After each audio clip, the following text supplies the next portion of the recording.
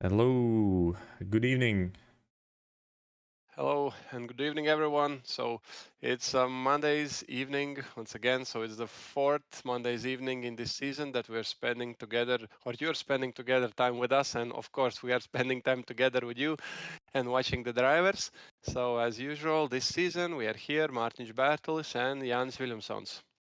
And we are really happy to say big thank you for our sponsors that first and the biggest supporters are you guys, so our Patreons. So if you haven't subscribed to our Patreon, please do it. It really helps. It really helps us to bring this stream and provide you the best, let's say, the best quality that we can.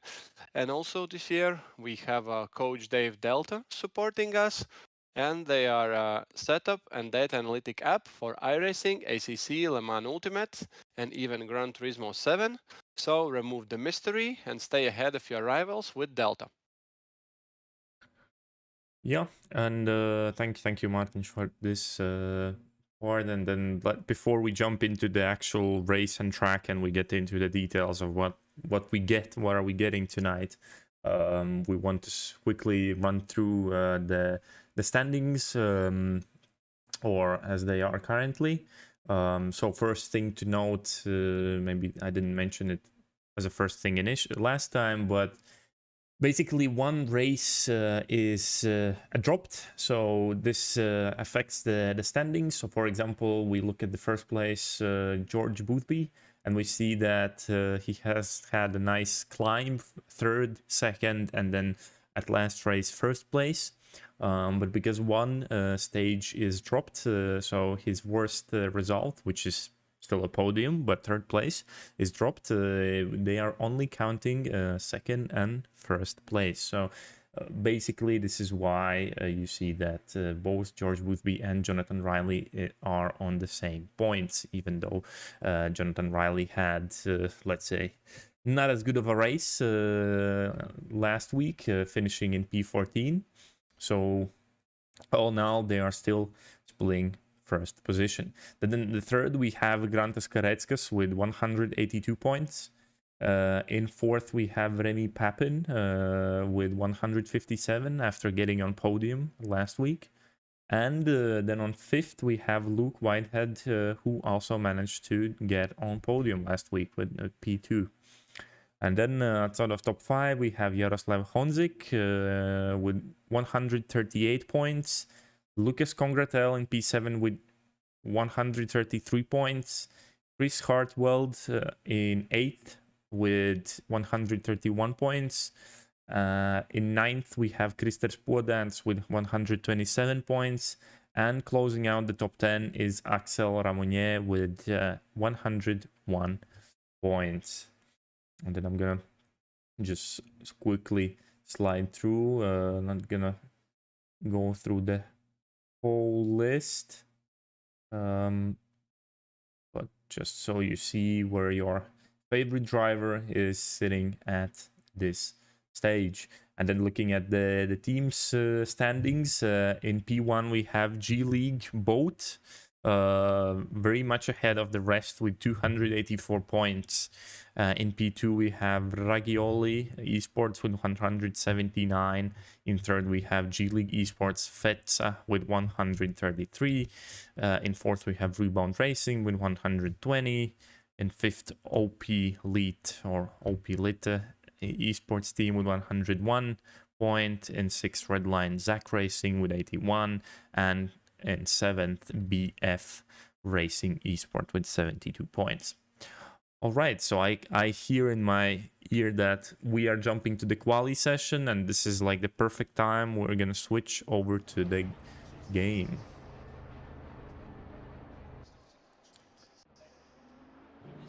And talk about what we are actually getting, where we are, what is happening. I see a daylight, but yeah, just to explain, while all the drivers are going out of the pits, tonight we head back to Suzuka for a 60-minute practice race at night. So the quali is still at daylight, but the race should happen at night. The circuit is famed for its unique figure-of-8 layout and demanding yet rewarding nature. This legendary track is home to some of the most celebrated corners in motorsport history, including the high-speed 130R, the technically challenging linear curves, and the flowing S's that test the driver's precision and rhythm. Trackside weather reports indicate a 100% chance of dry conditions, so a potential for some good racing and maybe not sliding outside of the track because of rain. But either way, racing midnight is always fun and challenging. But yeah, let's get into the quali.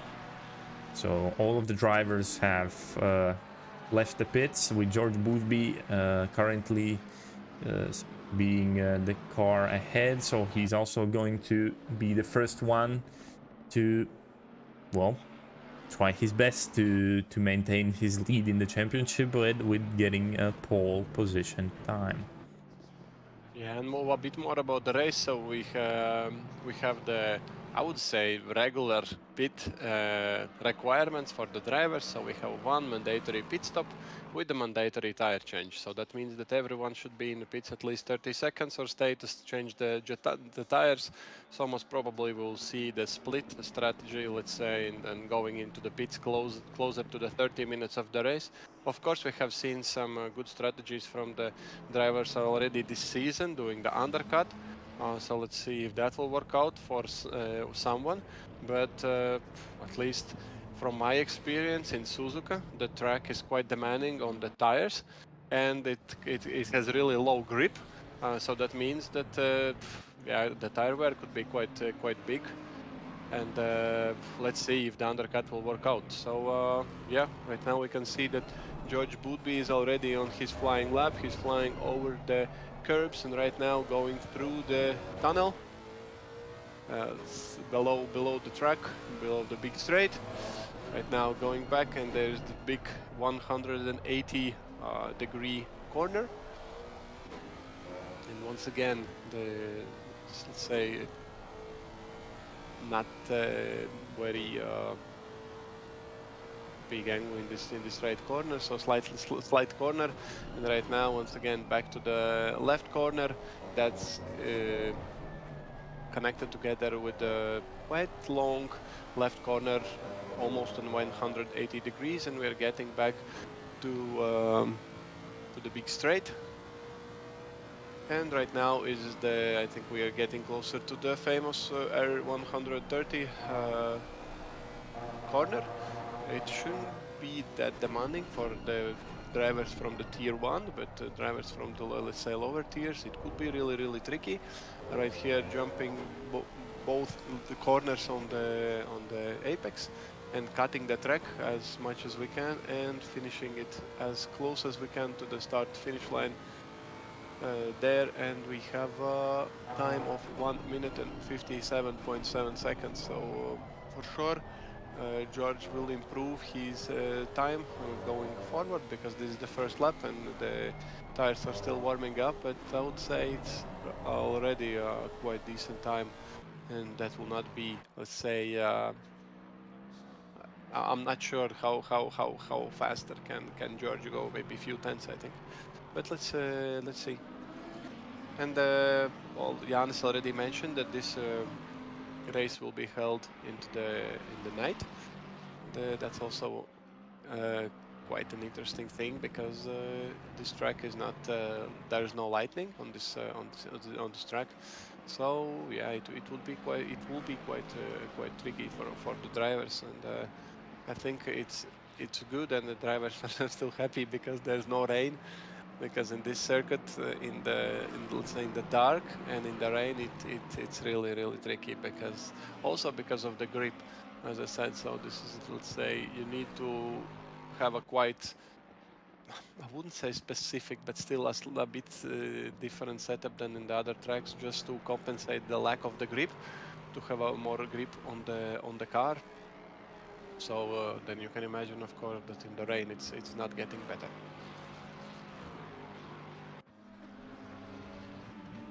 Yeah, at the moment we have had 26 of the 36 cars putting in a lap time, or 27 at this point, so valid lap times.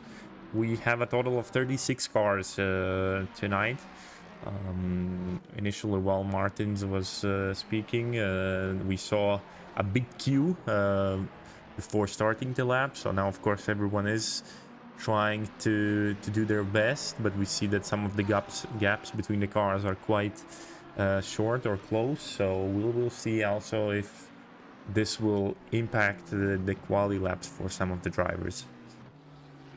The good part, I guess, for everyone is that Suzuka is a long track, so it should allow everyone to find their space in theory.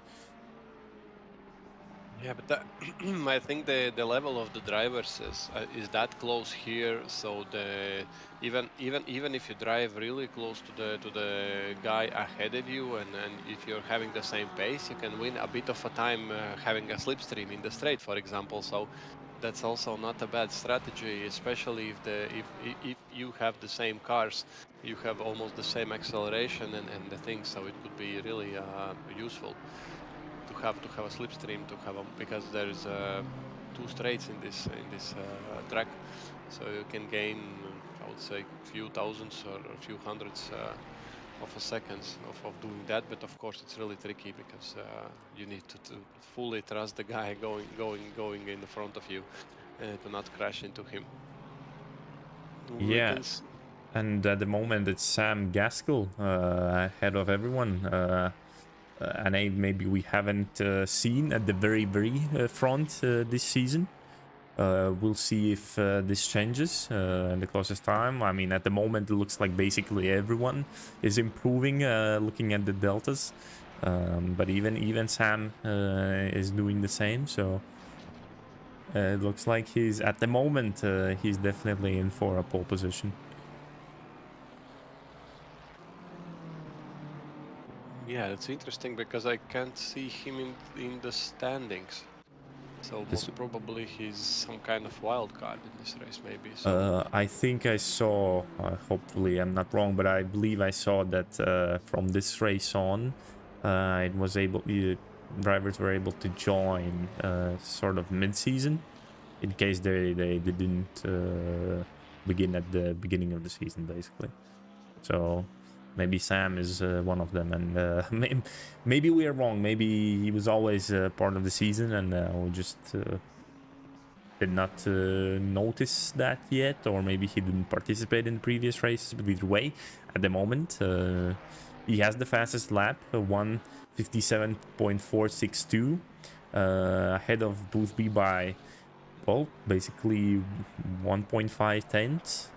And then we see that Kareckas, as usual, is also up in the field. Same with Hartwell, Riley, and Whitehead. It's almost like those 5 drivers we have seen every week, and at least in the quali up ahead. And then within the top 10, also as usual, Jaroslav Honzik and Papin. Also Samir Foch being there. Perez, I think he has had a little bit of up and down. Some sessions better, some worse. Saying that, Podance is usually also there, but at the moment only 15th. yeah, but we have a lot of good drivers, so Yeah, it's not yeah. that easy even to get into the top 10, because if we're checking the top 10, except Gaskell that's driving the first race this season, right? So all of the other drivers are usually fighting for the podium and top.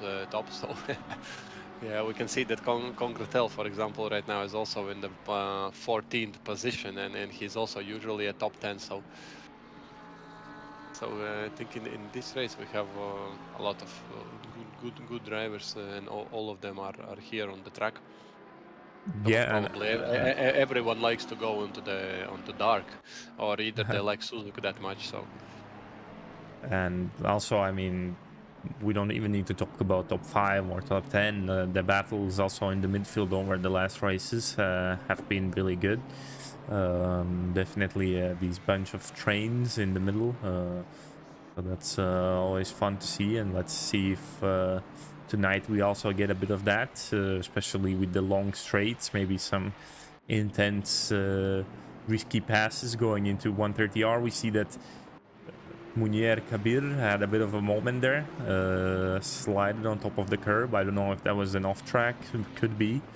That would definitely hurt. I mean, in terms of, I think that was actually his out lap. Never mind. Either way, he still has another lap at least to try and well, improve. Well, while we have been talking, Grantas Kareckas has set a new fastest lap, which is 1:57.365. So just below a tenth ahead of Gaskell. And at the moment, though, I don't see that many drivers improving within the top 10.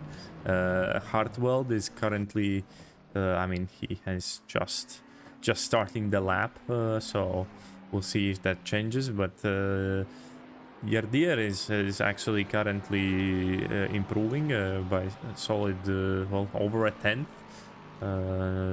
As I'm saying it, it's dropping a little bit. It was close to 2 previously, but let's see if he is able to change that through this long straight and the last part of the track. So over 2 tenths at this stage, this could put him into top 5. But while saying that, both Whitehead and Riley are also improving their lap times, so yeah, I don't know if this will be enough. Likely not, unless he's able to get out another tenth or 2 here. Yeah, I mean, it seems that he will improve by around 2 tenths, which is still very good and might protect his position for now. But there's still at least another lap that he can do, probably 2, if the fuel allows. Yeah, it's once again will be one more race where drivers are really close to each other. So we have right now top 7.5 of the second, so in one lap. So taking into account the differences of the cars, it could be a really close race. And once again, we can see a lot of Ferraris in the top 10 right now. So there we have six Ferraris, 2 Lexus, 1 Bentley, and 1 Mustang right now in the top 10. So yeah, in the top 11, even seven Ferraris. So it's quite a big force of Ferrari. Except that we have 6 of them. 6 of them are 296, and 1 is 488 for Sommerfors. Yeah, that is always a thing to note. Because yeah, I mean it's honestly, I mean it's not massively different car from the 296, but definitely quite a lot of differences between them. And at this point, people who are able to extract pace at this level, that's from this car is also not an easy task. I wouldn't say that they are really similar. I'm driving 296, and if I'm trying to go with 488, it's much harder for me, at least. So I'm really my respect to Samir for driving a 488. From my opinion, it's much harder to drive compared to 296, especially the curbs. You need to be very careful with them, because that car is really low. Really close to the ground, and yeah, it's really bumpy on the curbs. Such a good-looking car, though. Yeah, and one more thing, fastly to go through the BOP of this track. So we have a Mustang 19 kilograms, Porsche 12, Ferrari 11, McLaren 9, Mercedes 8, Nissan GTR plus 2, and then we have Audi and Aston Martin -1, Huracan -4, BMW -7, Honda and Bentley -20 and -28, and then 488 we have -40 kilograms, and Lexus -33.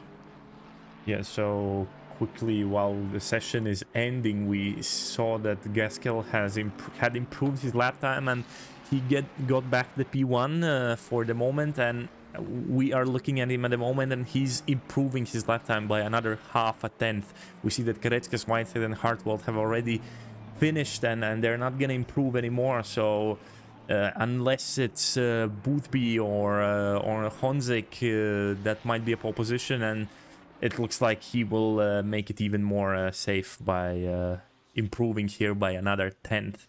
And that is the case. Sam Gaskell does a 57.217, being almost one and a half tenths ahead of Kareckas here. We see that Honzik is improving at the last corner of the track, and that's another 2 tenths. I don't think it doesn't look that it will be enough, because the top 6 is very close, all of them to each other. Yeah, it's a little bit off, less than a tenth between him and Riley. But this basically ends the session. And yeah, so definitely there was a battle at the top, but Sam has arrived with a bang, if you can say so. Yeah, we're for, let's say, don't be very harsh to us. So we are still let's say learning here the drivers, and that are coming. Most probably Sam has driven already few other seasons, and then every one of the viewers know that how good he is. So I checked his social media and profiles. So yeah, he's say quite experienced sim race driver. So it's really nice to have him here also, and to have even let's say more people joining this great battle that we are having this season. So he will for sure mix up the top 3 that we had let's say quite still for the last couple of races, except of course the last one. So let's see, maybe we will have once again a new person to introduce to you in the commentary after the race. But okay, let's go through the starting list that we have and the positions. Yeah, So I'm just gonna quickly change a little bit of the graphics so we are able to see the cars in the dark a little bit better. Yeah, this definitely helps a little bit more. And yeah, sorry, so we can get back to the grid. So in the first position, the pole, we have Sam Gaskel with the Ferrari. On the second, In the second, we have Grantas Karetskas. In third, we have Luke Whitehead. In fourth, we have Chris Hartwell. Closing off the top five is George Boothby, so a big task ahead for him to try to get by all of these cars ahead.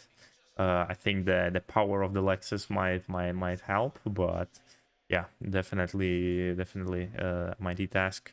And then Jonathan Riley in P6, Yaroslav Honzik in P7, Lucas Congratel in P8, Remy Papin in P9, and Wilke Vandermeer finishing out the top 10 with his Honda. in the 11th position, we are having Alejandro Perez. In 12, Krister Spodans. 13, Samir Foch. In the 14, Alexander Lyuboslavsky. In the 15, Alex Ramunier. In the 16, Alexander Kняжице. 17, Nico Kumpo.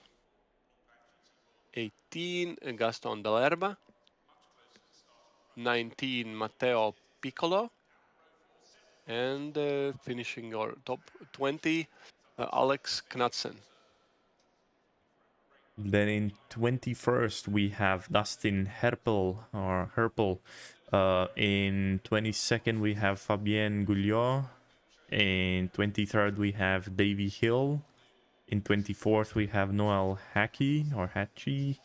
In P25, we have DOR. In P26, we have Ferry Schroeder, and we see that the lights are turning on for the cars finally. In P27, we have Steven Theobald. In 28th, we have Munier Kabir. In 29th, we have Nathan Pierce.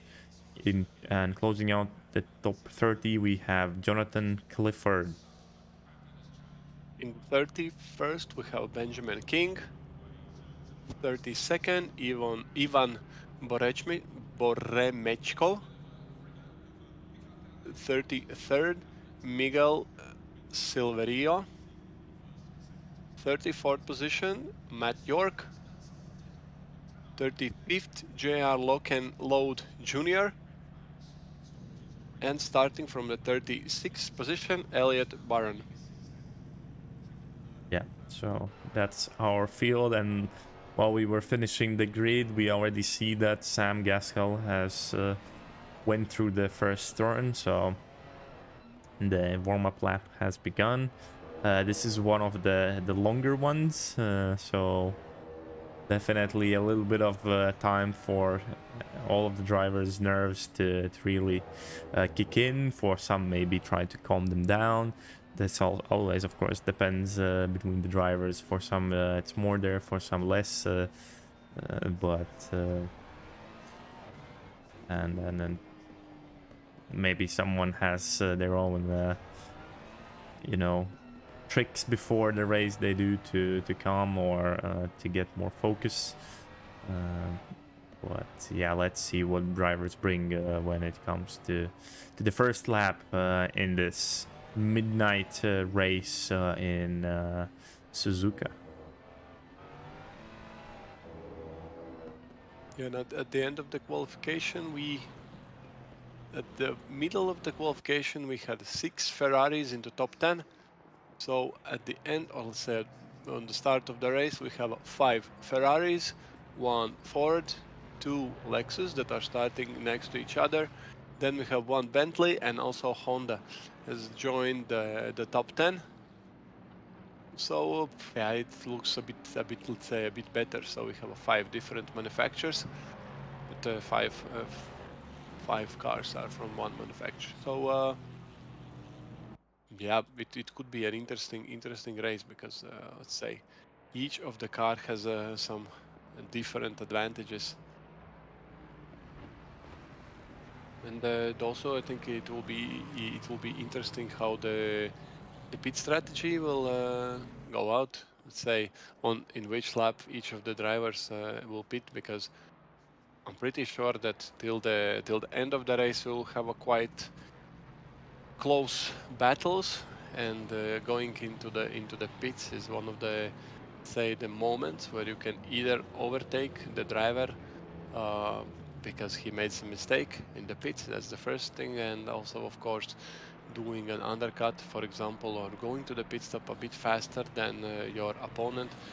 And then, of course, it's a risk if you're getting out in the free air and you're able to have a fast laps with the new tires, or maybe you can get stuck behind someone.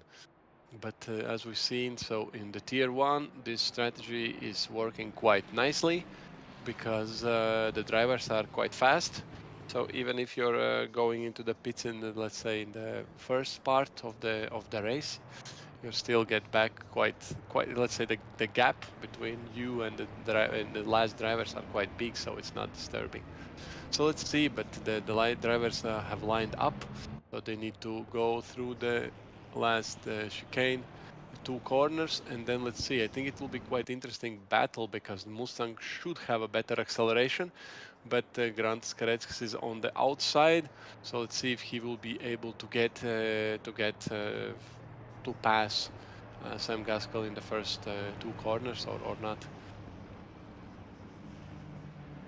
Yeah, so all the drivers are lining up, and we are almost there. We see also the last car, the Baron, coming out on the straight, and we're about to cross the start-finish line and begin the 4th stage of the season in that Suzuka. And we see that Kareckas has had a good start on the board. It says he's ahead, though the inside it belongs to Gaskell, and he's able to maintain the position for now. We do see that Whitehead is trying to jump through the outside now and trying to gain the inside on the next turn, but it is not possible, as Kareckas is holding off the position for now. We do see that Boothby is trying to cover off Honzik, I think, who just jumped Riley at the start. If I'm not mistaken here, yeah, that's what happened. We see also some position changes here. Foch and Luboslavski both are going side by side, same with Ramonnier and then Perez. Foch is able to cover off for now ahead of Ramonnier, and we see that drivers are now lining up one by one. One more side by sides, a little bit crowded there at the back. With 3 cars going into this turn. I think Borinichko has lost a couple positions here, but so far so good. Doesn't look like anyone has been well, really taken out of the race at this stage. Yeah, it was really, let's say, iconic view that we had before the start. So I think it's very rarely when the camera is and then when it's dark, when you can see the 5 red signals, the start signals turning into the green. So yeah, it's quite a rare angle that you can get. So it was really nice. And then right now we can see the Boothby is already trying to show his car and to get, let's say, to scare Hartwell a bit, but he's too far in the straight to overtake Ferrari, because yeah, let's say the final max speed is quite good for the Ferrari. So if you're not quite close to the car in let's say Ferrari in the front, so it's quite hard. And right now we can see Samer Foch losing the positions. It's really easy for him, because he has he's the only one driving the 488. So we can quickly check what happened. So this is going into the well, the Senna Prost turn, and it looks like he touched the grass, and that's what happened. And then unfortunately, he, when trying to return on the racing line, had a bit of a touch with Ramunier, and unfortunately both of them have suffered a lot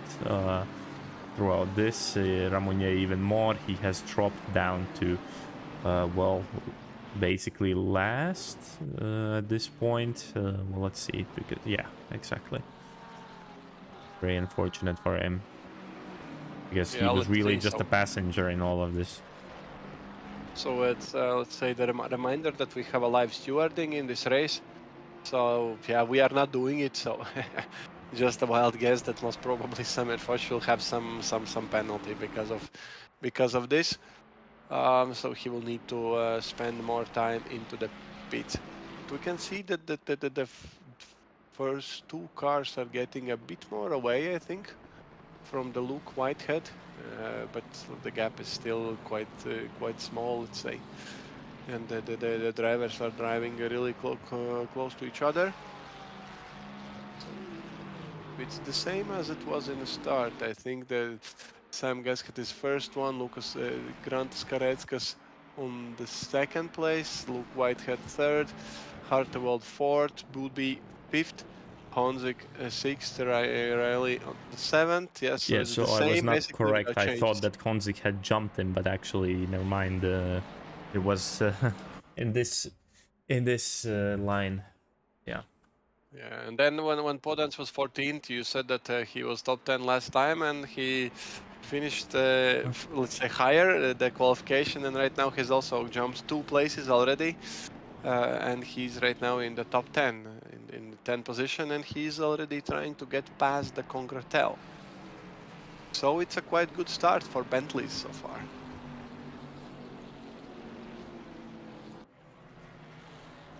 So the drivers are still driving quite clean, and most probably is because of the game that we let's say improved, so we can see a bit more. I think it's quite darker for the drivers. So here, Exactly. Yeah. for us, it's like some time after the sunset, basically, the twilight, right? So, but for the drivers, it's like dark or night. But yeah, it's really nice that let's say we can use these options and we can see a bit more, because otherwise in the dark it's quite hard to understand the cars and to see, let's say, the fight. So it's nice. And we also see that Alex Knudsen has climbed 5 places, I think. Exactly. So he started at 20th position, and also Gulo. They were starting almost next to each other, and 20 and 22nd. Right now they're 15 and 16. But the biggest climber so far is Munir Kabir. So he was 28, and right now he's in the position number 20. So he have climbed 8 positions, and he has also the fastest maximum speed with 270 kilometers per hour, and that's not a surprise because he's driving a Ford Mustang. that should be let's say the fastest car in the straight where you go 217. When you're going over 218, we've seen it in the Paul Ricard that the Ferrari is probably the fastest car. Let's say that has the biggest maximum speed, but till the speed of, let's say, 270, 275, Mustang should be the fastest one. Yeah, but he's And also been faster by quite the margin. Comparing to most of the cars, the only one that is really close to him at this stage has been Boothby, which is again in another strong car on the straights, Lexus 267. But then outside of that, there's a lot of cars in the low 60s, 260, 261, 262. In case of Sam Gaskell, who's of course not having any kind of tow, he's at 257. Definitely going to be quite a task to keep Kareckas behind him with his Ford Mustang, with him having both the slip and, well, just having a Ford. Yeah, we can see that Grand Skretsk's fastest speed right now is 266, so it's basically almost, let's say, it's 9 kilometers per hour and faster. And we can see in this straight how let's say closer is coming Karetskis, but it seems that Sam Gasket has a really good exit each lap before the straight, because let's say Mustang should have a better acceleration than the Ferrari, but most probably at the previous Well, now we do corner. see a move. Karetskis is going, and this is going to be an play from outside, and he's about to be fully ahead, and he's done it before the turn, which works really good for him now when looking for a good exit. His entry was not compromised, and this definitely helps him, though I think they both did slow down a little bit, and this has worked in Whitehead's advantage, so he has joined this battle. Now we have a three-way run at the very front, and there's a solid gap ahead of P4. Chris Harteveld is 2.3 seconds behind Luke Whitehead at the moment.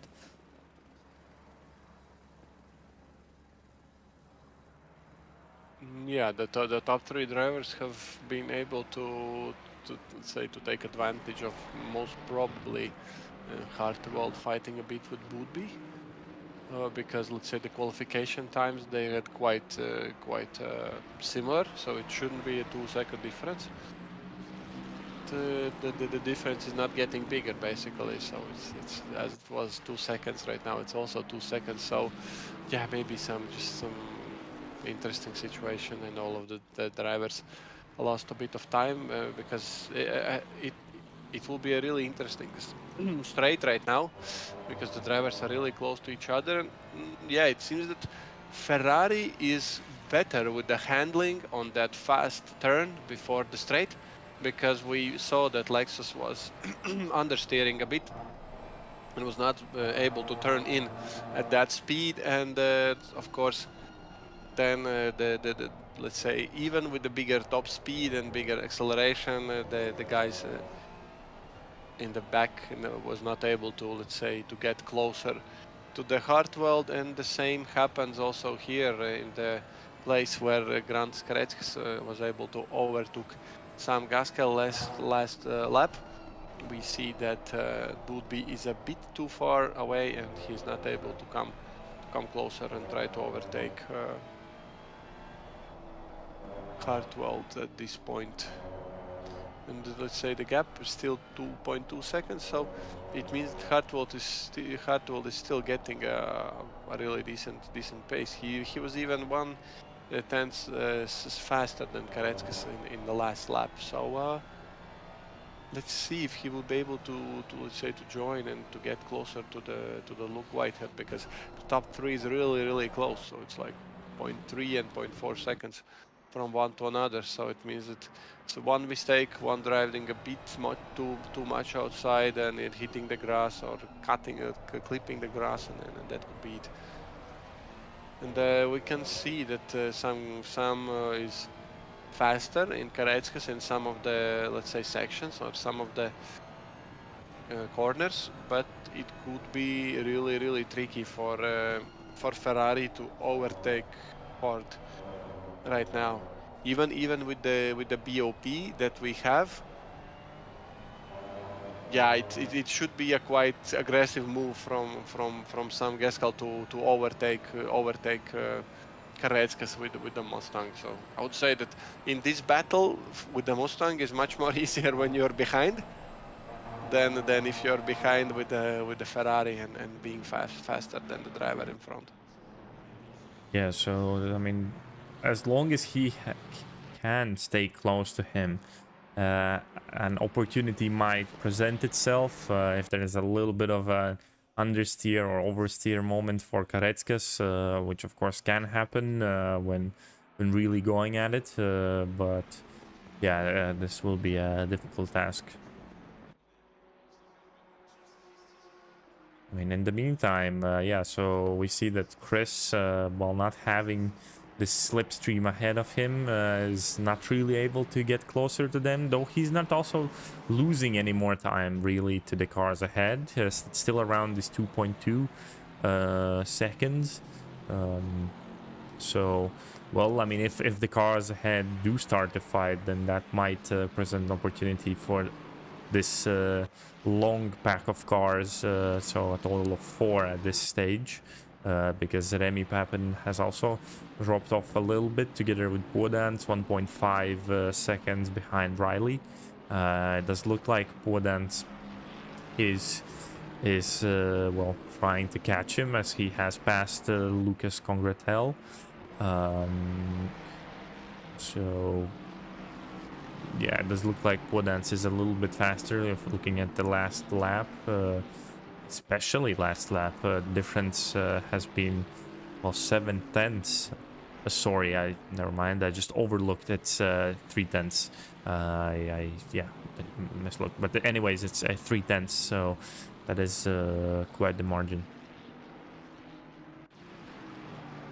Yeah, it's if Podans will be able to get closer, it will be a fight on the who is the fastest Bentley right now on the track. So that's quite an important fight. Yeah, and I mean they are both well, they are the teammates. So, I mean, getting into too big of a fight is not beneficial for either of them here. For the team, if they do want to catch the cars ahead, so they have to play together. I mean, if Papen is able to pull Podans behind him, and then at some point, if Christers is really faster, then switching might be also a tactical play. Yeah, that's really interesting on if that's, let's say, affecting the visibility in the game. But at least looking at those cars, it's really interesting how different are the lighting systems for the cars. We can see that Bentley, for example, and Ferrari has regular lights. Then they have a fog lights in the let's say lower part of the car, and they have a LED bar in the middle of the car in the front. The same for the Ferraris. They have 2 LED lights in the middle of the car, but as you for see, the Mustang, for example, for the Mustang, it's just a regular light, and that's it. Well, it's the endurance lights, and we see that, for example, Gasquel has them on, but Whitehead does not. So this is an optional thing to turn on. I would say that in night races, it's useful to have all of them on. Though, I mean, again, we have the exposure on, so it does look a bit more brighter outside. So, of course, it could be that also some of the, let's be real, some of the drivers might have adjusted their settings as well to at this level to make it work more for the, let's say, gains in terms of visibility over the immersion and sort of reality. So that's probably what is the case. So in that situation, maybe the endurance lights do not change that much, and maybe it's just a preference and how you see things.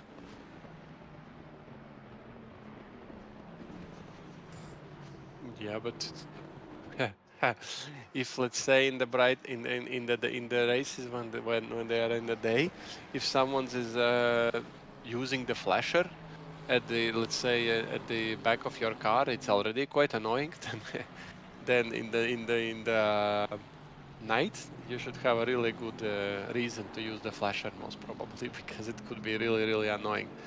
So especially for those guys that are driving in the VR, like I'm doing. So yeah, it could really annoy if someone's using the flasher be driving behind you.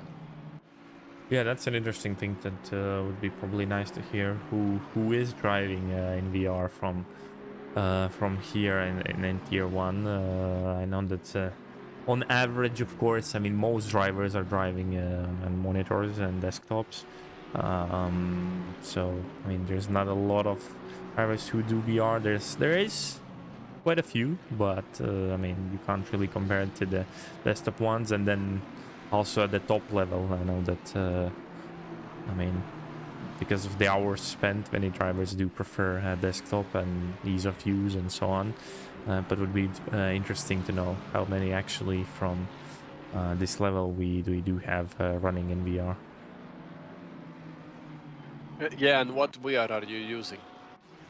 That's that's the next question from me, because let's say there are some decisions that need to be made.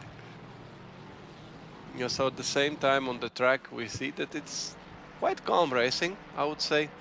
The drivers are really, let's say, the equal level.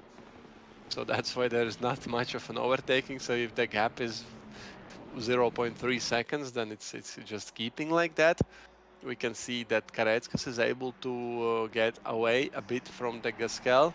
He is at 0.7, 0.8 seconds behind, and then we see that they were able to get away from the Luke Whitehead. That's right now 1.3 seconds behind, and that's unfortunate for Whitehead. He's definitely outside of the yes, slip now. So, and I mean, exactly. even Sam, he's just on the sort of on the little margin. He's on the line. I mean, this section was very good. He was able to gain 2/10 now on Kareckas, so he's able to maintain his bit before the long straight. He'll probably stay within it. Even better outside of this turn. We already saw previously that Sam was quite a bit faster throughout this section than Kareckas, but then of course this part is where it all changes, and let's see. I mean, it does look like he's close enough to be able to use the toe, and then well, basically also get away from Luke Whitehead, as it's now 1.5 seconds already. So he's now in a bit of a, well, I mean, calling 1.6 seconds ahead, 1.8 behind a no man's land is a big stretch, but it sort of is at this point, because I mean, he has to just do his race and hope maybe that the cars ahead are fighting, and then he's able to get closer, or well, I mean, unless he finds some tenths of his lap times, but yeah, so he also has to of course maintain not to let Hartwell and Boothby get too close, because then of course he'll have a bit of trouble there, being the car ahead. We can see that Boothby is really close to the Hartwell, placed on the straight start-finish straight.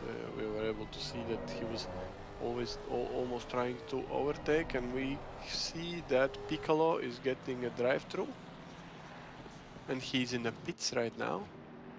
So most probably he collected his last warning at the last corner of the track, and then he went straight into the pits to serve his drive-through. So let me check right now the race control. So far we have one incident that has been went through, and there's an incident between 3 cars, and there's no further actions.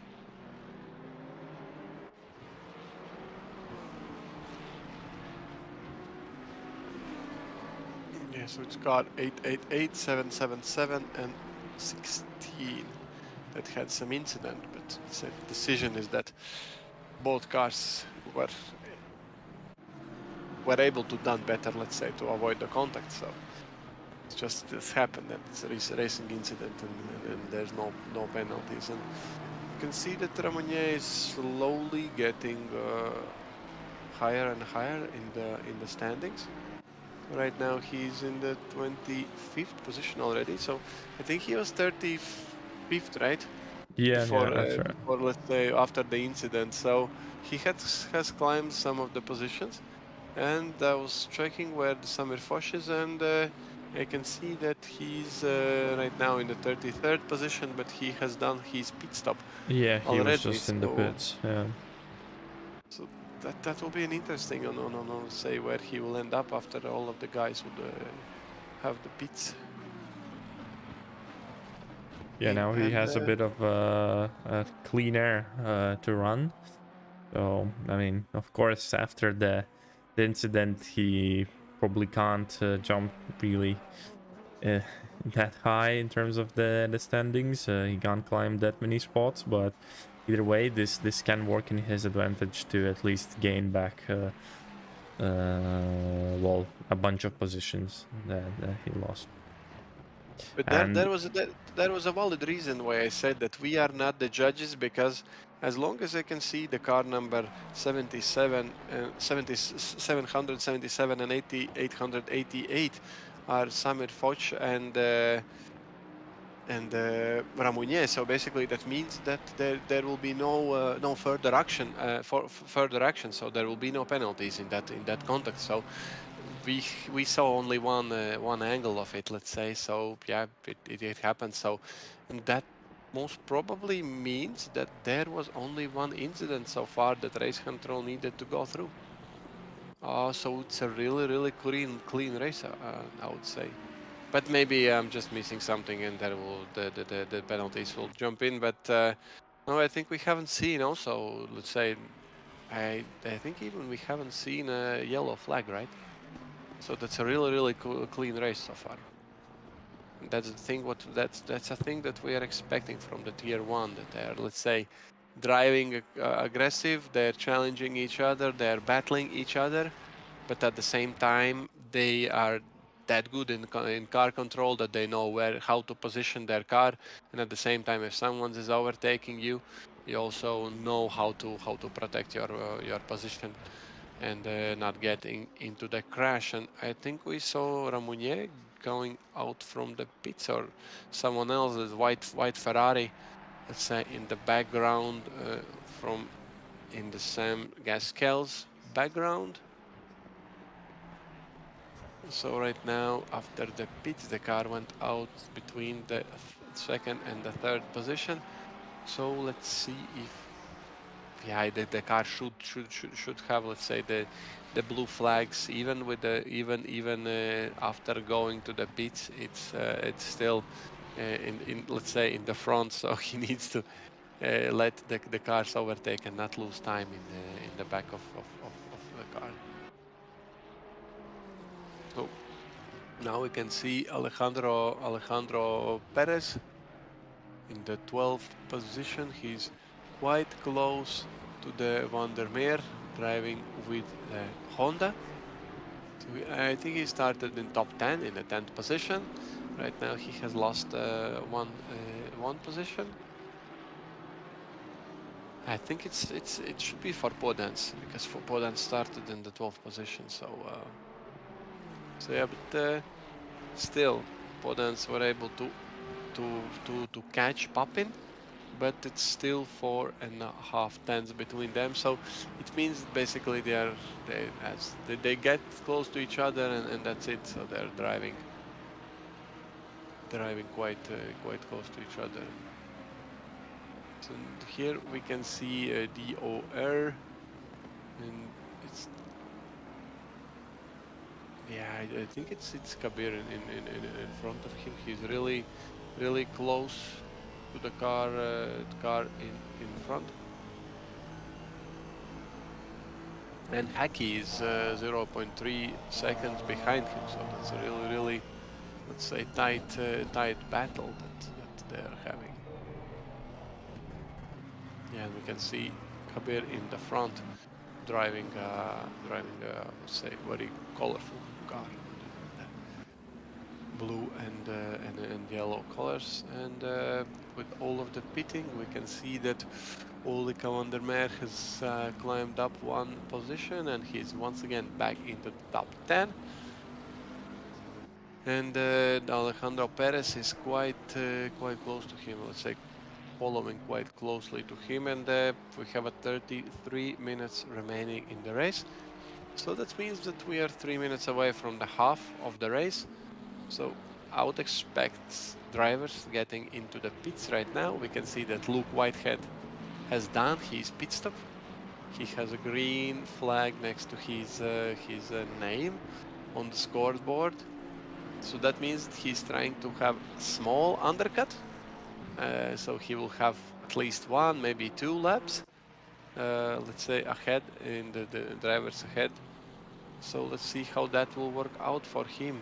And we can see that Riley is very close in the back to Jaroslav Honzik or Jordier, but it could be quite tricky. It's the same problem as the Ferrari has against the Mustang. It's the same against the Lexus, because Lexus is quite good at acceleration and also good at top speed. So it's quite tricky for a Ferrari to overtake. But I think Riley will try to prove me that I'm wrong.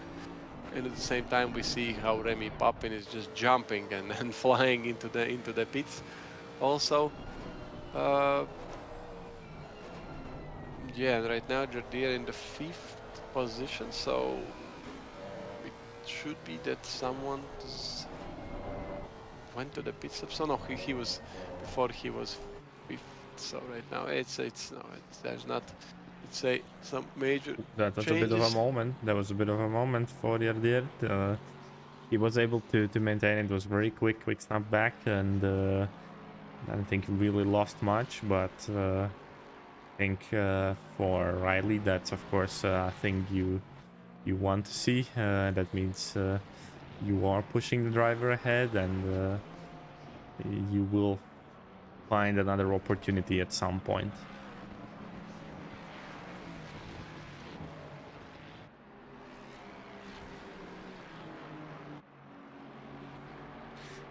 Yeah, let's say it's the time when most part of the drivers are thinking about the pit stop. Right now we can see, and the interesting thing that we can see that Hartweld was able to overtake Whitehead into the pit stop. So the question was, has the Whitehead had some problem in the pit stops? Because at least in the timing board it shows that he's 6 seconds away from the Hartweld, and he's only less than second in the front of the Papin. But no, okay, so everything is okay. Most probably Hartweld was in the pits before and it hasn't changed. So okay, so that's everything is, let's say, in the same order. And we saw that Grantas Karetskas went into the pit stop right now. Also we see Budby joining, Honzik joining, and but yeah, Gaskell and Riley is still driving without a pit stop, so that will also be interesting. So they are thinking that they're faster than basically Karetskas and Honzik. So they are willing to have a few more laps, let's say, on the clean air to get back in the front. So, but so they believe that say the tires are still in the good quality, but from the times that we're having, and we can see, let's say the especially taking in account that there is less petrol right now in the cars, so they are like 1 second, 1.5 slower than it was at the beginning of the race. So that should mean that let's say with the better tires, it should be faster. But let's see how their strategy will play out, because say usually in the regular race, if you're losing or winning 1.5 seconds, it's not much. But in this race, when let's say if you lose 1.5 seconds in a pit stop, or you have a wrong strategy, that could mean 2-3 places for some of the drivers. So it's really important to have, let's say, the right strategy, and you really need to trust in that your strategy and when you're going into the pit.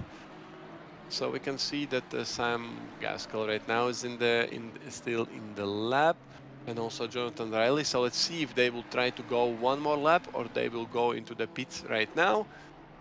For the drivers that have been into the pits, we have Karetskas leading, and then Hartweld on the, let's say, the second from those Luke Whitehead second, and Hartweld third, Budby fourth, and Jaroslav Honzik on the 5th, and then Papin following them. So let's see what will happen when the first two drivers getting into the pits, and they're doing it right now. So we can see that all of the top 3 for now is in the pits. It's Sam Gaskell, Jonathan Riley, Alejandro Perez, and also Herpel. So all 4 drivers that were in the lead right now is getting into the pits. And we can see that even after the pits, there are still quite a big of, let's say, queue of the drivers that are driving together. So maybe we can check what's happening in the front, and let's see where Gaskell and Perez and Riley will come out. We can see that Sam Gaskell is getting out from the pits, and we can see the Grantas Keretskas is it's overtaking him. Yeah, very much just ahead. So the battle continues. Gaskell is definitely closer than before. So maybe, I mean, it will be difficult because he just came out of the pits. He has still tires that he has to get into the right stage. But the thing is that Luke Whitehead is closer to them once again. That is true. He has done the fastest lap at this stage as well. So I think the fresh tires have helped him. So 158.23, and that's quite a bit faster than the cars ahead. I mean, probably both Keretskas and Gaskell still need to get their tires in the right stage, so this might change, but at the moment Luke is setting the world on fire, and we are having a 3-way battle again. Yeah, let's see. It's interesting that the Sam Gaskell in the middle is the one that has, let's say, the coldest tires right now. So it could play on the, let's say, both ends. So let's see how that will proceed. But yeah, it's let's say for now it seems like a good strategy for Luke Whitehead. But let's see how it will plays out at the end of the race, because he went into the pits quite faster than Gaskell. I think it's like maybe 4 or 5 laps. It's around 10 minutes. So that could play like against him at the end of the race, where Gaskell will have let's say newer tires. But right now I wouldn't say that Gaskell is. We can see that he's losing time with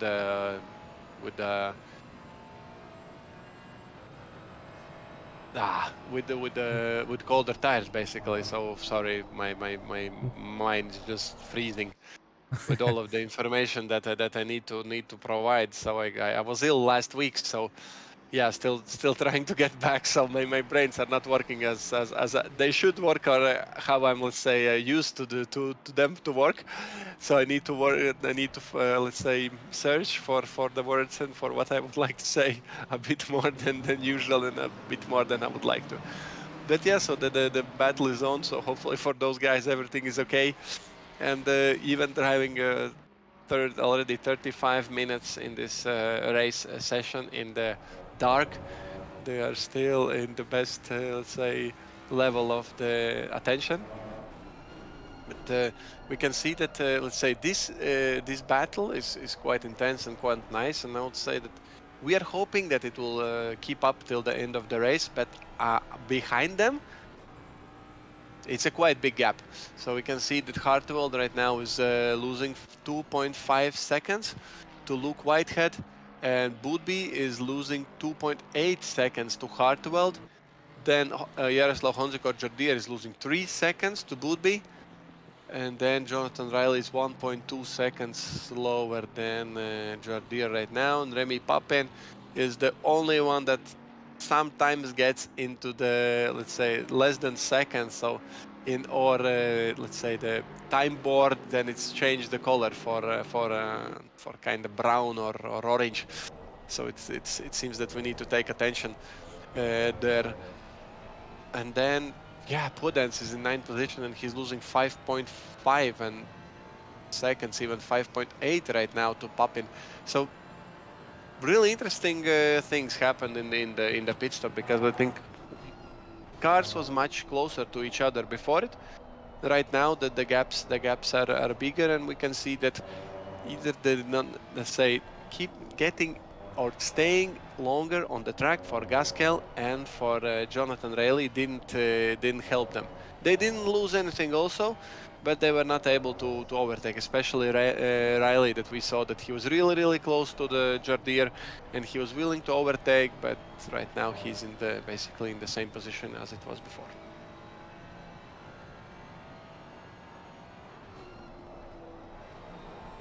And Jānis were talking about the fastest times, and we can see that Hartwald right now is the fastest one on the track. He have done 1:57.992, so that's already quite close to the qualification times that the guys were doing before. But yeah, we have 22 minutes remaining, so that means that for Ferrari, it should be somewhere around 40 liters, maybe even less, let's say 35 liters, and quite fresh tires. That is, let's say, in the perfect conditions right now. So it should be let's say, the smash time where you can have the fastest times. But we can see also that the Gaskell and also the Karetskas is losing only even less than a tenth of basically 2-3 thousandths. To Hartwald, so the leaders are driving quite at in the same pace. Except we can see that Luke Whitehead, he made that fastest lap, and right now we see that his fastest lap is 2/10 off the pace, and also they will shortly finish the lap, so I will be able to compare it this lap. So yeah, Karetskas is setting the fastest time with 1:57.927. Gaskell has lost a bit less than 1/10, 1:58.0, and Luke Whitehead is doing 1:58.2, but we can see also that Boodby has done 1:57.930, so basically that's 3 thousandths? Yeah, 3,000 of difference? seconds, yeah, between him and Karetskas. It's unbelievably close. It's I don't know even how that much is on the car, so that's maybe few centimeters of the car, right? So it's not even the tire difference. Yeah.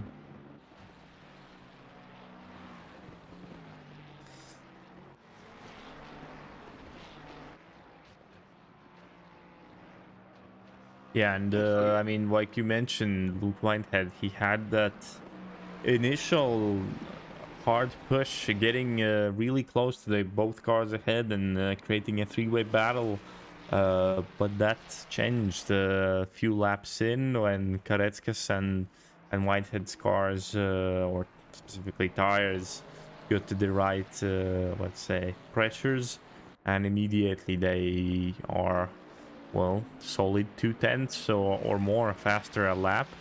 Let's see if that maybe changes, but it doesn't look like it, as Whitehead is dropping over the last lap another, let's say, 2-3 tenths probably, as it's already 1.7 seconds between Whitehead and Gaskell. So yeah, this was a bit. They played with our nerves for a little bit, but now both of them are just running away. Though we do see that Hartwald is faster than Whitehead at this stage, so he's getting close to him, and we might have a two-way battle for P3. So then we could have a battle for P1 and P3. Yeah. Yeah. I would say that the top three, it's 18 minutes left, so if I need to bet, I would bet that the top three will stay the same. But there could be a bold prediction that Hartwald will be able to come closer to Whitehead, so they both drive Ferrari. So yeah, let's see. It's 1 point. Let's say the gap is jumping from 1.455 to on Here something. we see a battle between Samir Foch and Ramounier again. So after this whole race, after they had this contact when Samir was returning back to the track, and then both of them dropped down. So now they're both climbing back, and they're P16 and P17. So the battle is back, and there's 0.1 second between them. So this might be a personal one at this stage. Yeah, and I think that before that incident they were like 12 and 13 or something like that. So sorry if I'm wrong if they were few positions let's say higher, but still, so the time that they lost is at the end would be will not be that big, and most probably they have really tiny damage, both of them, because Yeah, of that the collide. But damage, the it's not damage small, was like half second, maybe 2-3 seconds, not more. it's So it just shouldn't be. about the time loss of turning around and letting all the cars by, and then you have to pass them again. But either way, they've both done well, especially I think Ramonier starting from, well, not starting, but dropping down to the very last, and then also Samir after his pit. So yeah, they've done both well, and let's see how now this battle works out this time. Let's say the statistics will not show it to us that Ramonier has climbed 70 positions, right? Because he started higher than he is right now.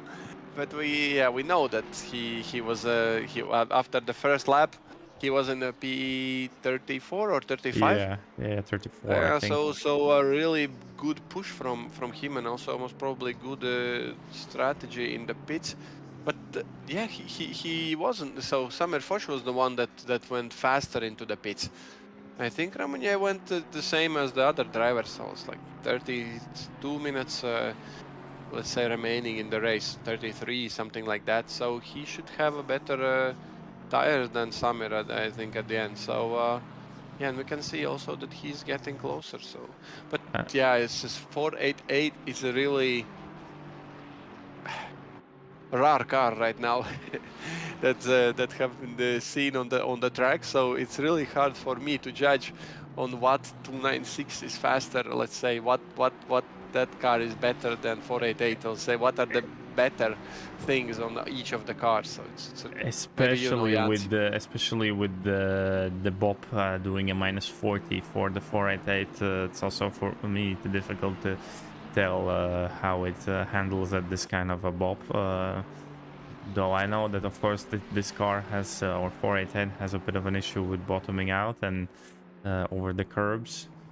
And now we see that yeah, Foch had a bit of, well, can't say that it was an understeer. He just went quite a bit deeper. They had different lines, and had Ramonier had a bit of more pace, he might have been able to get next to Samir going out of this turn. But he's still waiting for the opportunity. Though we also see that Fabien Gouliot has creeped up on both of them.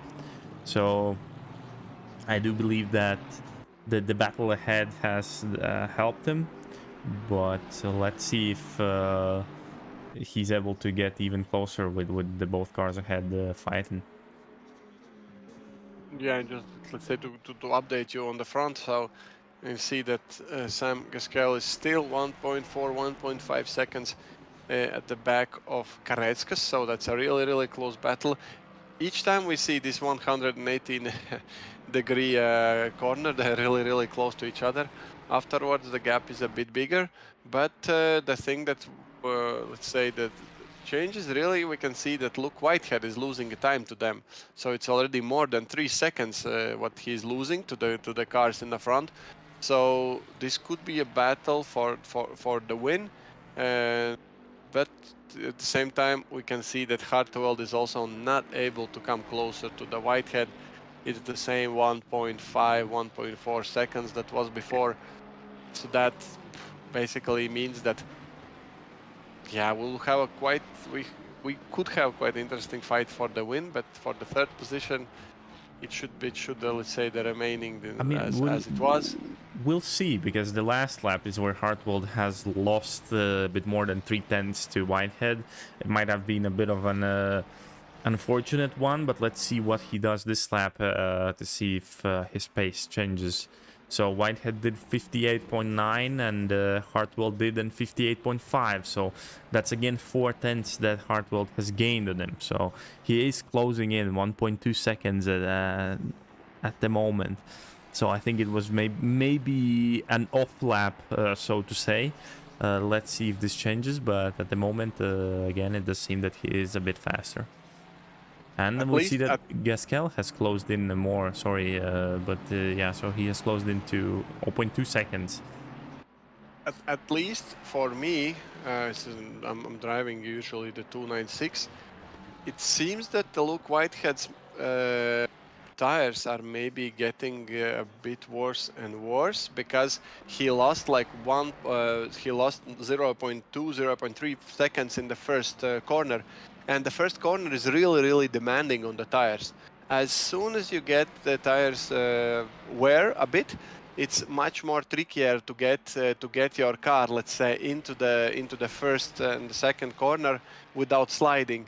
So that could cause also Whitehead to lose the time there. But let's see if that's something that's happening constantly in each of the lap, or that was only, let's say, that's only my imagination, and there was some small mistake made from the Luke Whitehead.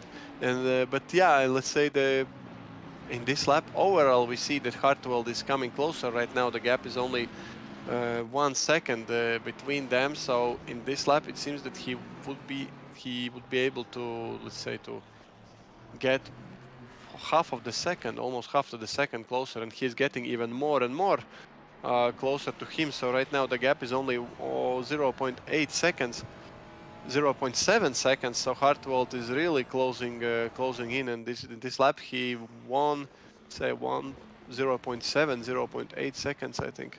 Well, 0.5, 0.5. But anyways, that's half a second a lap. That's a massive difference. If he's able to do that again by next lap, he should be by the next start finish line straight. He should be right behind him, and that should already give us a battle by the end of the end of the straight. Let's say so. Yeah, if we would have a bit more time, I would be a bit afraid of the Would-Be joining that party, because Lexus is, let's say, quite fast at the straight and on the acceleration. So he could, if he could join that party, it could be really interesting. But as it's 10 minutes left right now, it means that there's 5 laps remaining. And as the difference is 1.8 seconds, even if they will start to fight, it could be quite tricky for Would-Be to get the 2 seconds back. But as we saw, Hartwell did a 1.5 second basically in 2 laps, so nothing is impossible right now. Because we see that Whitehead is slower.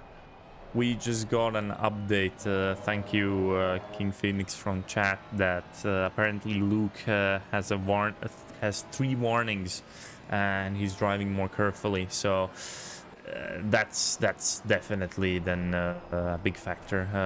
Might not be just the tires or anything else. It's him not trying to get another track limit cut, and so yeah. This is why we have this battle, but it's still 0.5 seconds. It looks like Hartwell has gained like 0.1, 0.2 seconds this lap, but it's the changes are not as drastic anymore.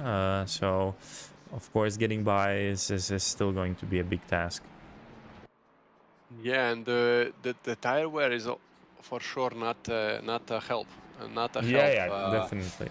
Yeah. In the track limits also. So because these guys are fighting for, as we saw, thousands of the seconds, right? And then you need to be really precise on that curb, and then not sliding over it, because if you will drive half of a meter short, let's say, narrower, then you will lose time for sure. So and the tires, the wear tires are for sure not helping them to, let's say, to keep on the line.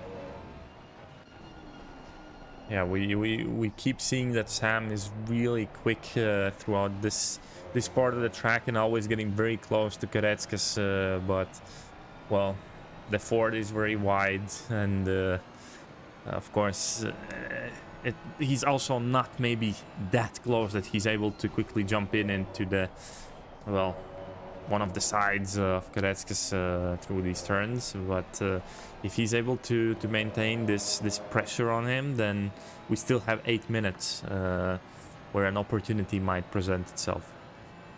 Here we were able to see how faster Mustang is going outside, let's say going on the straight or on the acceleration, right? So we saw that I wouldn't say that there was much better exit for Gasquel, but still, so it wasn't worse for sure. And we see how Mustang is getting away when full on the full throttle. So yeah, it's quite hard to race against the Mustang, even with the BOP. It's right now still the acceleration is really good for that car, and we see that Guillot has a 15 second penalty. So I'm checking right now the incident board, and we can see that he said 50-second penalty for car number 27. He pushed the car number 56 off the track. So let's see who's the car number 56. Mārtiņš, but what you said about Boothby possibly joining the battle, it does look like we could get it by then, because well, while Whitehead is trying to cover off Hartwell, Boothby is getting closer. It's just a second now. So we could get here a three-way battle at the very end. And also we have a comment, will we see Ferrari teamwork or not? Because exactly, Hartwell and Whitehead, that's I mean, the teammates, they should cover off a podium. It would be very unfortunate if them battling off would give an opportunity for Boothby to jump them on the straights with double slipstream or something. So of course it's a big task. There's still a second between Hartwell and Boothby, but anything can happen at this stage. If we're talking about Ferrari and the teamwork, maybe not in the pits, but so it's usually it's getting only worse. So I'm not sure if that's a good idea, but let's see, because in the front of the two cars, the Lexus could be really dangerous. We can see that there's still, let's say, 1.1 second, and we have 3 laps left, I think. The guys has this and 2 more laps most probably, because we have 5 minutes left.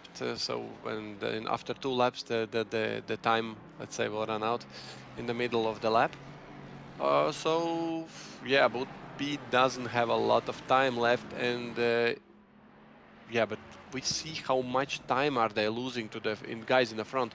So Luke Whitehead was like, what, 2.5, 3 seconds back last time when we checked. Okay, it was 10 minutes ago, but still right now it's already 6 seconds back. So they're really slower than the guys ahead. Except let's say the last lap time they have quite similar, and it seems that everyone is, let's say, the tire wear is there, and the guys are losing, let's say, they are not able to get the fastest times anymore out with these tires, even if the petrol is less and less in those cars. But in this I think the Sam Gasquel has the advantage on the Grandes Caretskas, because he has 2 laps newer tires, and I think the tire wear also on the Mustang is a bit bigger than on the Ferrari. So let's see if he will be able to capitalize the newer tires, because as I said, so Ferrari versus Mustang, it should be a good dive bomb or some mistake from Karetskis most probably, because it's really hard to overtake. But let's say we have seen a lot of things in this season from the drivers, from the Ferrari drivers, so nothing is impossible. Yeah, we did see that Gaskell got really close on that 180 turn. He was able to even get on the inside, but somehow on the exit of the straight, it does look like he has lost a little bit of that the time, and well, of course, in this part of the track, he's able to start gaining it back, but yeah, it's 1.4 seconds before last lap here. It was switching between 0.2 0.1, so a lot of job for him to try to get it back now quickly. In the meantime, though, we see that Boothby is now only 1.6 seconds behind Harteveld, so the battle really is on now.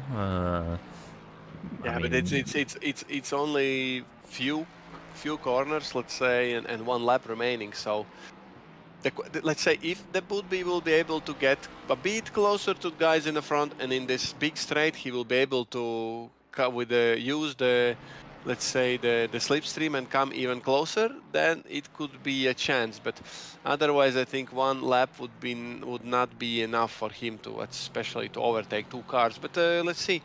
He's the guy has been on the podium in all three three rounds, I races think, that we and have. Yes, climbing up so we can't. third, second, and then first. So definitely, I feel like he will definitely get closer. We do see that Harteveld is also getting closer to Whitehead. It was 0.5 seconds for, like 2 or 3 laps now in a row, and it's now 0.2. Well, it just went up a little bit again to 0.4, 0.3. But yeah, so they probably now both realize that they have to push out as much as possible, and Harteveld has to run away from Boothby as much as possible to avoid the slip. Yeah, we can see that there's 1 minute and 15 seconds remaining. It should mean that that's the last lap, because the leaders will not be able to finish It was. this lap. We got an before the time announcement, runs out. so Koretskas, yeah, it is the last lap. Okay, so it's, yeah. I think we were missing. Let's say Woodby. If Woodby could come closer, let's say 3 laps faster, then we could have a really good battle between those 3 guys. But right now, it will be tricky for Woodby to come, because it's, let's say, he has 2 cars to be in the podium. He has 2 cars in the front, and it's like second, so it will be really hard for him. And here we can see that Gaskell is really let's say, getting closer to the Karetskas, but it's really hard to let's say, to challenge It Mustang. has to be a haymaker move at the last turn now, and it has to be Yeah, a massive send. Let's see. I'm pretty sure that he will. Yeah, you see, it's the start. It's the straight, and you can see how the Ford is getting away. And maybe at the end of the straight, the Ferrari will come a bit back, but I'm not sure about it. So you see, there's quite a big of a gap because of the acceleration, and yeah, there is no place. Gaskell is trying to show that he will go inside, but there's no really opportunity for him to overtake. And right now he's also inside, but yeah, the acceleration for the Mustang is just enormous, let's say, and then Grantas Karetskas is winning his 2nd race in the season. And that's a P2 for Sam Gaskell. What a race between them. And we see also that it got very close. We almost missed it, but on the line, Luke Whitehead manages to finish in 3rd, and Hartwell and Boothby was right next to each other, crossing the line. It was, well, 0.04 of a second between them. So, I mean, you said that we needed more laps. It got as close as it could there. Yeah, I agree with you. So yeah, we had some big gaps between the drivers after the pits, but at the end we still had some great battles, and let's say the battle for the win was on for the whole race. Right now we have seen also guys that we haven't seen that much at the end of the race, let's say. Yeah, so, I mean, going through the grid, P1 for Grantas Karetskas and his Ford Mustang, P2 for Sam Gaskell. P3 for Luke Whitehead, P4 Chris Hartwell, P5 George Boothby, P6 Jaroslav Honzik, P7 Jonathan Riley, P8 Remy Papin, P9 Krister Spodans, P10 Lucas Congretel, P11 Wilke Vandermeer, P12 Alejandro Perez, P13 Alex Knudsen, P14 Alexander Ljuboslavski, P15 Axel Ramonier, P16 Samir Foch, P17 Nico Kumpu, P18 Fabien Gouliot, P19 Davy Hill, P20 Dustin Herpel, P21 DOR, P22 Munier Kabir, P23 Jonathan Clifford, P25, not something jumped, Gouliot, He had some P26 penalty. Matt York, P27 is Silverio, P28 Nathan Pierce, P28 Schroeder, and then now drivers are jumping out, but I see that I think it was P30 or P31 for Piccolo and P32 then for Junior.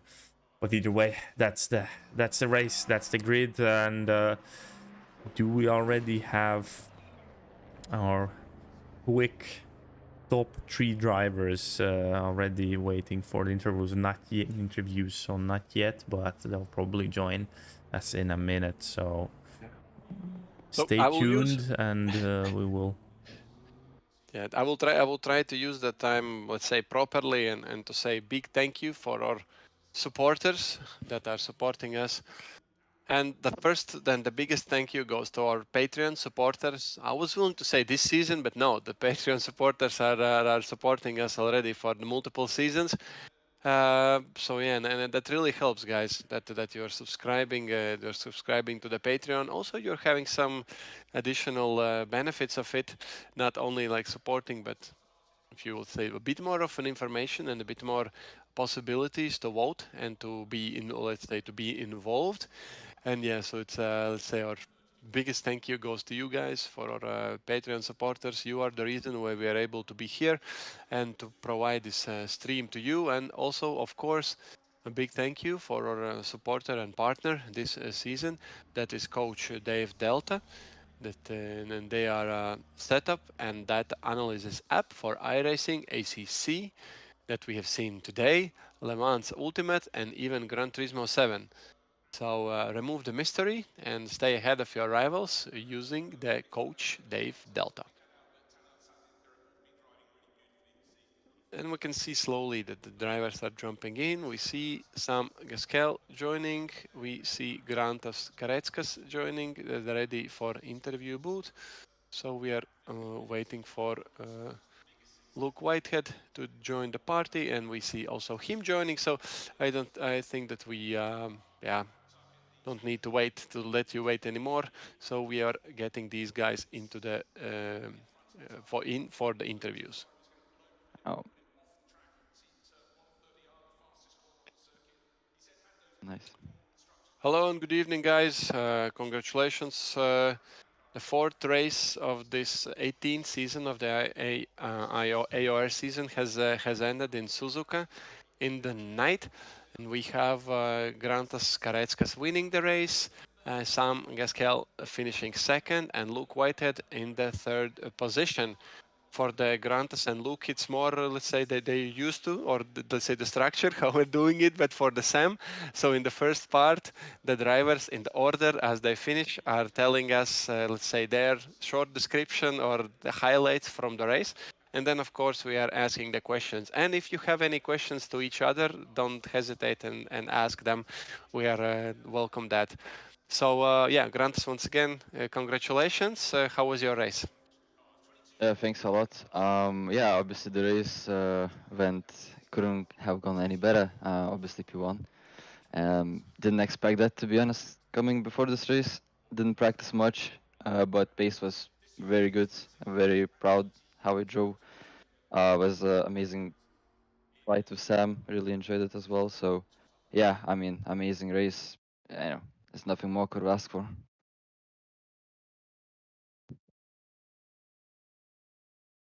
Thanks, Grantas, and yeah, Sam. So you're at least this season you're the first time here. So congratulations on the winning the pole in the qualification, and then coming in second. So yeah, how was your race?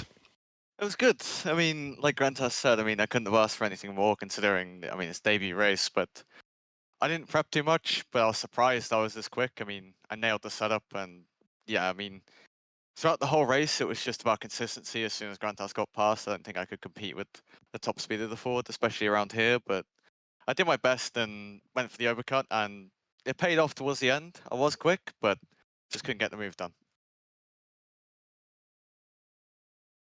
Thanks, and Luke, how about you? Yeah, well, first off, good evening, everyone. Hope you had a hope you enjoyed the race. I did not, from my perspective. Yeah, so quali was not great, to be honest. I couldn't really string the lap together. I just have issues with consistency in this car. Still not really getting there at this track, especially. So quali was kind of subpar.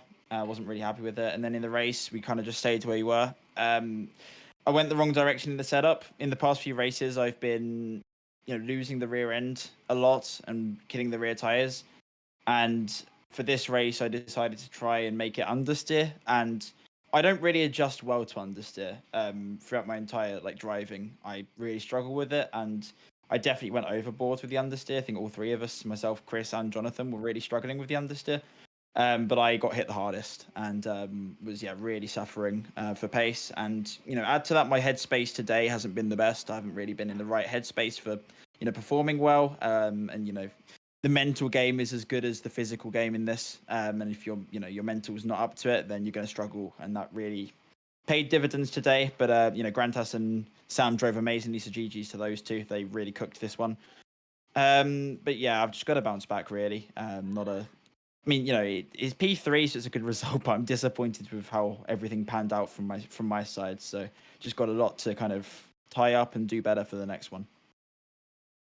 Yeah, Luke, was that, let's say, the strategy doing undercut was planned already before, or that something happened with the setup and you understood that you need to go for it? Well, I was kind of out of options at that stage, I was really struggling for tire wear. So I was getting caught by the guys behind, and the guys in front were quite far ahead, and I didn't expect to get as close to them as I did with the undercut. But I've seen in previous races at this track that the undercut can be really helpful. So I just thought I'll try it, because I can cover off anyone behind, and it also just means that maybe I can have a go at the guys in front. But I was really clutching at straws, to be honest with you. I was over pushing the fronts, and that just made my issues worse, especially in the second stint where, I was on older tires. I was on the oldest tires out of the top 8 or wherever it was, so it made my job a little bit harder. And then especially, getting towards the end where Chris was under attack from George, it was a little bit scary. But, fortunately, we came home 3 and 4 for us two. And then I think Jono was P7, or P6, one or the other. So it wasn't a bad team result overall, but yeah, it should have been better, but I'm kind of, hitting myself really because, should have been better, but, we'll bounce back. But maybe you can, let's say, tell us more about the team you said. So are you on the same voice call? Are you having some discussions also, let's say, in the race? We saw that Chris was catching you, but he catch you quite fastly. But then he, let's stay in the same distance. So he was even not, at least from our perspective, he was not trying to overtake you or try anything. So. Yeah, I mean, the positive of having, Chris and Jonathan as teammates in for IHB Esports is really helpful because obviously, they're all really quick guys, first and foremost. But also I have a very good relationship with them. So we know that in the race, no one's going to do anything stupid. We saw at Nords when I had that, setup bug, we were able to just switch. No one tried doing a desperate dive. We were just able to communicate, as you say, during a voice chat. So I was able to say, okay, I'll let you guys go ahead at this corner or whatever. And I did even offer it to Chris. I did say to Chris, if you feel, you want to switch, let me know and I'll just move aside. But, he said that he's probably more likely to hold back George than I am. So, it was quite positive that you can have that relationship and be able to talk, through the race and make the right decisions for the team, not just as individuals. So. Okay, thanks, Luke. Sam, question to you. So what's your plans for the let's say the remaining season? So are you joining all the races, or that's one race that you're joining? Well, I did want to do Imola, but silence went open, which was a bit annoying. But yeah, I mean, this round was kind of not a one-off, but I'm missing Kota, which is next round, because I'm off on holiday. So I'll probably be here for, what is it? I think it's Bathurst and Spa. I think I'll probably be there for both those. Definitely Bathurst for sure. So yeah, I just came in to have some fun, and it went well. Yeah. So. Yeah, I asked those two questions for the other guys in the first rounds, and for Luke, it's clear why he's driving a Ferrari. Maybe for you also, but I don't know. So I'm asking to you. So why do you drive Ferrari specifically? Well, yeah, mostly because I'm trying to practice for SRO and stuff like that that's coming up. So we'll see how that goes. I mean, it's a car I really enjoy, and it's also a car I haven't driven too much. So I just want to get more experience in it because, you know, I'm a bit of a Ford merchant when it comes to sprint racing. So driving another car is quite nice. So yeah. Okay, Jānis, do you have any questions, or maybe you have some questions to each other?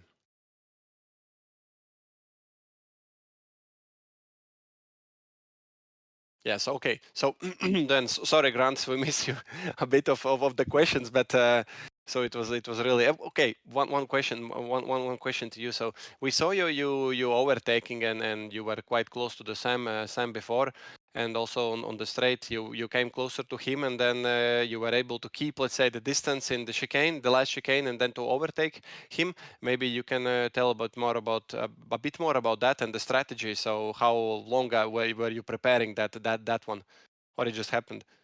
Yeah, first of all, I didn't even expect to catch Sam because I thought he was gonna be really fast and just pull away from me, but somehow I was also fast.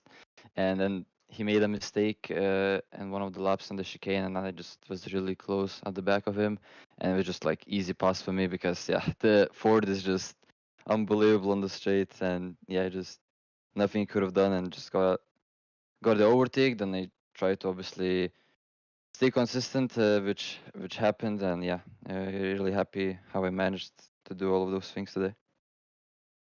Thanks. So yeah, maybe you have some let's say some words or someone to say thank you before we're ending. So any of you.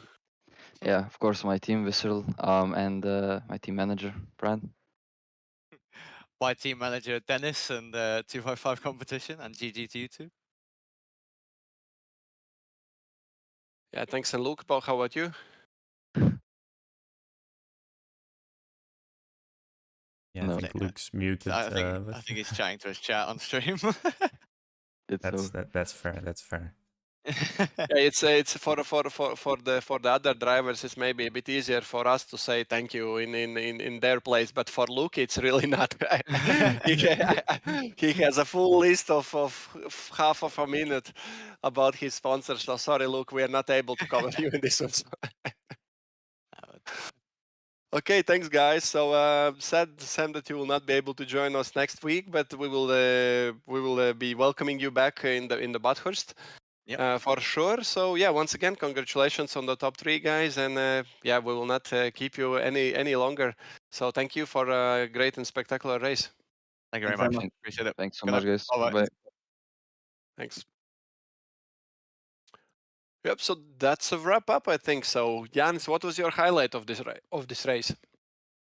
My highlight of this race probably was, I mean, it might be an easy one, but I would say it's that whole battle between Sam and Grantas through this. I mean, it was for P1, and while we didn't see them like battling and driving side by side of each other in that sense, but it was definitely a battle, like a marathon between them, maintaining all the distance and maybe not also overshooting any of them. And then maybe the other part is somewhat related to the beginning of the race, which is this contact between Samir Foch and Ramonier, and then this recovery drive, really from both, but maybe with a specific highlight on Ramonier, coming up back to, I think, P15 at the end. So definitely a good recovery drive. Unfortunately, probably not, he's likely not that happy with the end result, but in terms of the race itself, I think he can be very proud of that. So that's from my side. Yeah, And, I fully agree with you. And just to wrap up, let's say once again, big thank you for our Patreon supporters. So you're the main reason why we're here. And also, of course, big thanks to the coach, Dave Delta. And of course, Jānis, for thanks for you for casting and for commenting. Also, thank you for the spectators. So if you would not watch, we would not do this and not stream it to you. And of course, the biggest thanks goes to the AOR team that are behind the scenes, that are stewards, the management, the marketing people, and so on, that are doing their best to keep up this league and keep up this good racing, and for sure also the drivers, because without the drivers we would not have anyone to stream for the good fights. So yeah, there's a lot of people that we need to say thank you. So yeah, I think that was a good race here. Race number 4 in season 18 in Suzuka that we had in night. So it's also night here. So night, guys. Thank you. thank you all. It was a pleasure. Have a good night.